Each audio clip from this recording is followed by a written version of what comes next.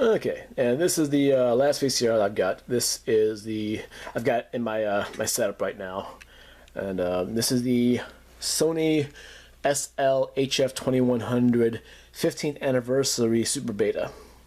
Now this is one amazing piece of hardware. I've never seen any piece of home video equipment designed like this. I mean, I've seen this drop-down thing like this for the for VCRs and lasers players like this, but as you can see, if you pull this open, this has no buttons. It's just a light pad here, as you can see, and everything's controlled like this. So that turns on the power, and I don't have the remote. The remote is actually another touchpad, the LCD touchpad remote, and this is just a really overly engineered VCR, but it's a really beautiful VCR, the way it's all designed and stuff like that, because everything here is all the controls. I mean, and there's no buttons. It's just a touchpad. I mean, when you close it up, it turns off, as you see, but when you pull it down, it turns on again.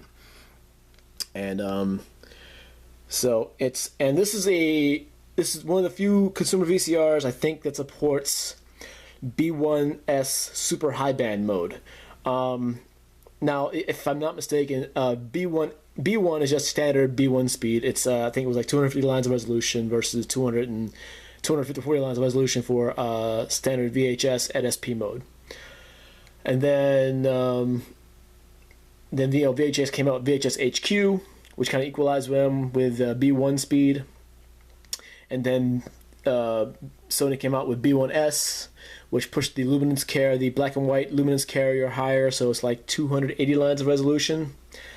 And then they went even crazier and gave us B1S super high band mode, which is like over 300 lines of resolution, but with less, with a higher signal to noise ratio and lower chroma noise than VHS, even than super VHS.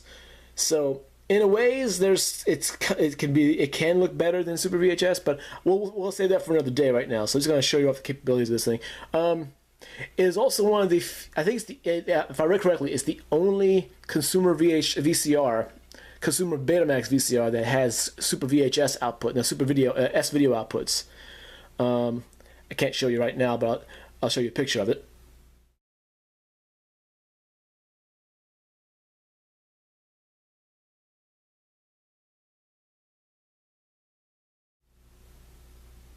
Yeah, see, it's got S-video ins and outs, and it's like for a 1991 VCR, that's pretty neat. I mean, because they didn't hail. Like I said, it's the only Betamax VCR that has one stuff for the consumer realm. So let's pop in a tape here.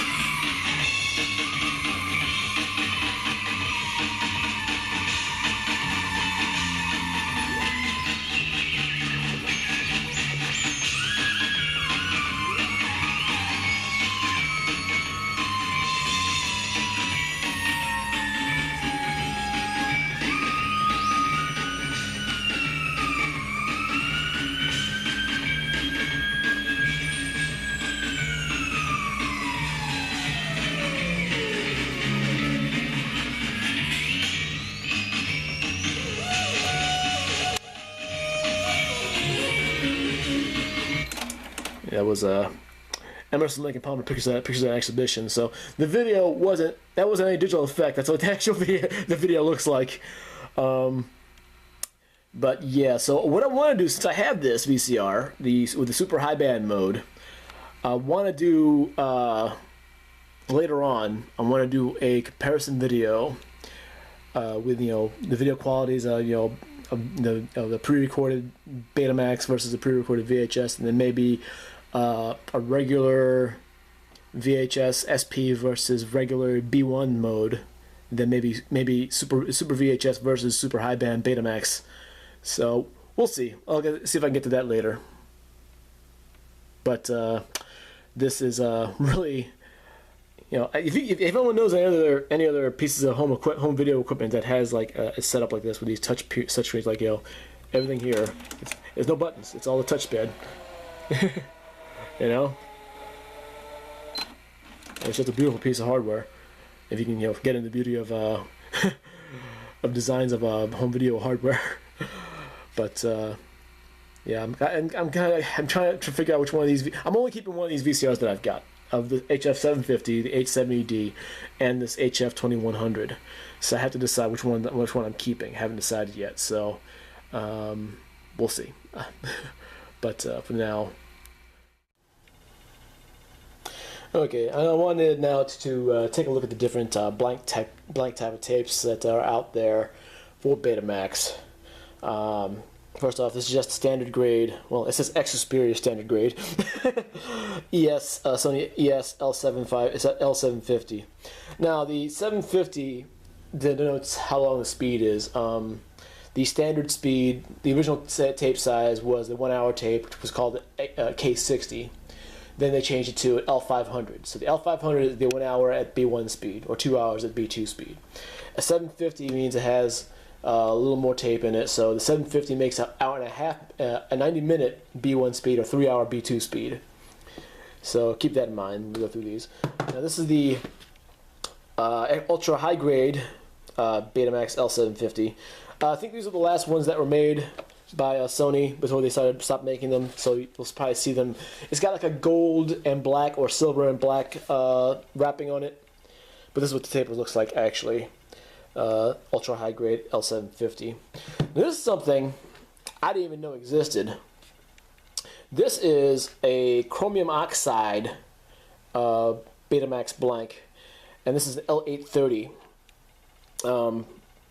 L830 means that it can get 100 minutes at B1 speed, or 200 minutes at B2 speed, 300 minutes at B3 speed. So it's got up to a 5 hour tape. But that's just, you know, when I was recording tapes in the late 80s and early 90s on audio tapes, that is, compact cassettes, you know, chromium oxide tapes give you the best quality of recordings if you had like a metal setting for your tape player. But I didn't realize that they made, you know, it also made chromium oxide tapes for video as well. And this was made by DuPont, or PD Magnetics, affiliate of the DuPont Corporation. Now, these are ferric oxide, means iron oxide tapes. And, you know, so this is chromium oxide. Does it make a better picture yet? I haven't found out yet. I haven't tested this out yet with the L830. But I'm only just kind of worried because it's an L830, and I heard the L830 tapes, since they're super thin, they tend to have dropouts. So I'm not sure how this is gonna turn out when I record on it, but we'll see.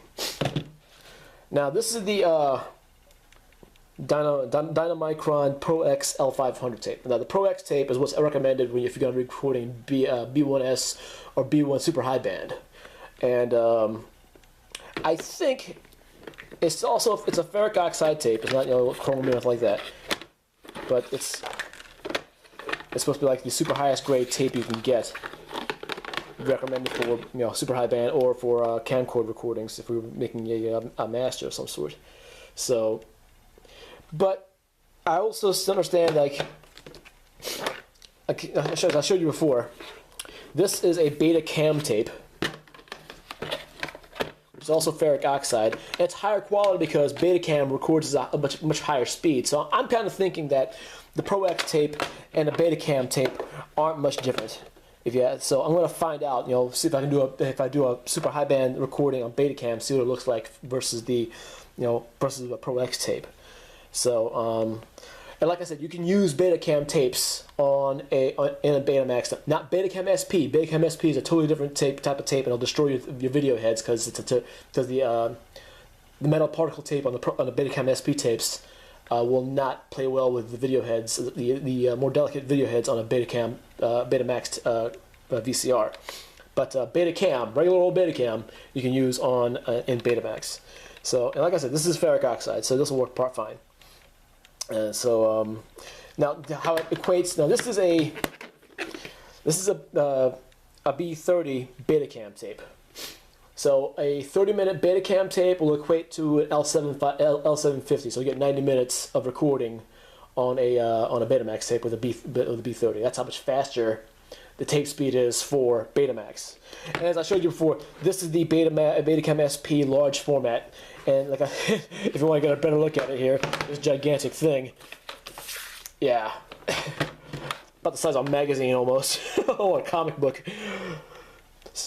And I just kind of imagine if they should have gone with making a larger tape for Betamax to get RCA on their side and get a longer recording time that RCA wanted. And more than likely, with RCA on their side, they probably would have had more manufacturers jumping in to record. Let's just do another comparison here. Yeah. They could have at the One Writers on the Beta Info Guide. There's a great article called "The Rise and Fall of Beta" on betainfoguide.net. They say they should have made a larger cassette and then kept the smaller cassette as like the VHS-C for camcorders and stuff like that.